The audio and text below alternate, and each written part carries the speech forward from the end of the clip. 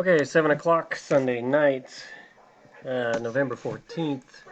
I had some orders in that ended up getting hit. Well, two of the three orders ended up getting hit while I was out and about. And looks like taking a little bit of heat on that.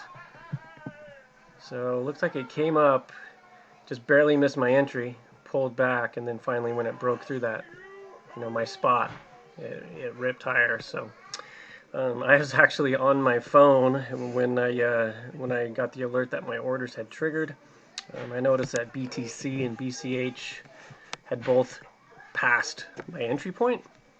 So I actually canceled ETC to give myself a little bit more wiggle room. And ETC, I think I had it 56.45, and it actually did end up making it up to 56.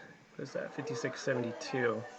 So I actually, unfortunately, had to cancel that because I needed to give my other position some wiggle room without exceeding my 3 BSV stop. So I had to, I was on my phone adjusting my stops, but never exceeding the 3 BSV risk. So I have a 1.6 and a 1.4 on this, and so that's why I canceled the ETC. It gave me that additional wiggle room. I don't know if I'm gonna survive with having that this breakout. So I mean that was definitely resistance. I was selling off it all week, and then we finally broke through. So if it comes back down here and it fails to hold it, if this doesn't end up being support, then that's trouble.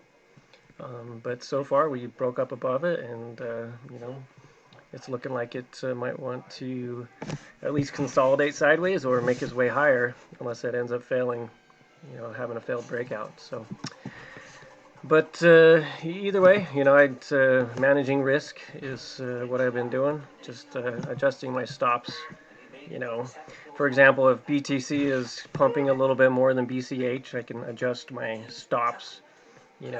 Maybe I adjust my BCH stop down, and then I adjust my BTC stop up, just to give me a little bit more wiggle room, but never exceeding the initial risk that I decided that I was going to do. So anyways, that's where we're at. I'm in some positions that are fairly close to stopping me out, but again, I did cancel the ETC, so that's where we're at.